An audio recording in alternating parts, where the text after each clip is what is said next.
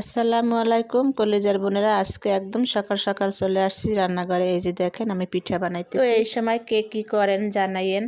আমি কিন্তু একদম সকাল 7টা বাজে আসছি। আর এই যে দেখেন এখানে তেলের পিঠা তৈরি করতেছি। পিঠার কালারটা কিরকম হয়েছে জানাইবেন। এটার ভিতরে আছে খেজুরের গুড়, যার জন্য একদম এইরকমের লাল টকটকা হয়েছে। পিঠার জন্য যে গোলাটা তৈরি করছি এটা কিন্তু আমি রাত্রি করে রেখেছি। এর ভিতরে নারকেলও দিয়েছি, যার কারণে একটু গোলাটা একটু ভারী ভারী হয়েছে। তারপরও পিঠাগুলো দেখেন কি সুন্দর ফুলতেছে। এই রকমের পিঠা যদি আসলে ভালো হয়, শুধু বানাইতেই মন চায়, বানাইতেই মন চায় না কি বন্ধুরা বলেন? আমার কলেজের বোনেরা, একটা কথা বিশ্বাস করবে কিনা আমি জানি না, আমি সেই ছোটবেলা থেকেই শহরে থাকি। পিঠা আমি একদমই বানাইতে পারি না, তবে আমার কলেজের বোনদের দেখে দেখে আমি এই পিঠাগুলো বানানো শিখেছি। আর হ্যাঁসরাই এই পিঠাগুলো যে বানাইছি, তবে কতটা সুন্দর হয়েছে আমি জানি না, কিন্তু আমার প্রিয় কলেজের ভাই বোনেরা সুন্দর সুন্দর কমেন্টগুলো পড়ে আমার এতই ভালো লাগছে যে এখন আমার রান্না বাড়া বাদ দিয়ে মন চায় শুধু পিঠা